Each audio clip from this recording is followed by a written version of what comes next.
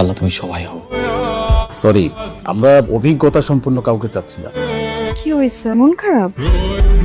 অভিনন্দন মিস্টার সাকিব, আপনার চাকরিটা হয়ে গেছে। স্যার কি বলেন স্যার, আমার সত্যি সত্যি চাকরিটা হয়ে গেছে? হ্যাঁ, আপনার চাকরিটা হয়ে গেছে। আপনি চাইলে আগামী মাসের 1 তারিখ থেকে জয়েন করতে পারেন।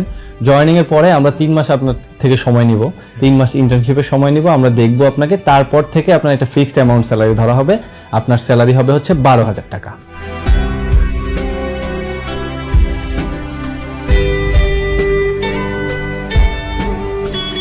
সরি, নিজে এত কষ্ট করে আসলাম, তারপর মন খারাপ করে থাকবে। তুমি আজকের দিনটার কথা ভুলে গেলে কি করে? তুমি তো জানোই যে আজকে কত দৌড়দৌড়ি, টেনশন, সব কিছুর ভিতরে স্পেশাল ডেজগুলোর কথা মাথায় ছিল না। এই ফুলটা তোমার না, please now now, please please.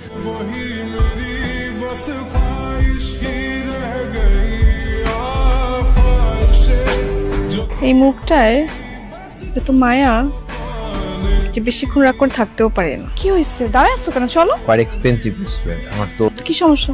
আমি আছি না, আমি বিল দেবো, চলো। আজকে আমাদের একটা স্পেশাল। আজকে তুমি বিল দিবা? হ্যাঁ তো। না মানে, তার চেয়ে বরং চলো না আমরা এমন কোথাও গিয়ে বসি যেখানে বিলটা আমি দিতে পারবো। কি ব্যাপার, কি হয়েছে? ভুল কিছু বললাম নাকি? ভাবছি তুমি তো ভালো কেন বলো তো? শোনো, বেশি ভালো মানুষের এই দুনিয়াতে কোনো দাম নেই। মাঝে মাঝে একটু সেলফিশ হতে হয়, না হলে এই সমাজের সাথে সার্ভাইভ করা যায় না। তো এখন একটু লোভী হয়ে আমার টাকায় খাবে, চলো। হেই, আমি তো একটা কথা ভুলেই গেছি। তুমি না আজকে ইন্টারভিউ দিয়ে আসছো, রেজাল্ট কি? আজকে চাকরি হয়েছে। কি বলো, সত্যি? তাহলে তো গুড নিউজ। চাকরিটা আমি করছি।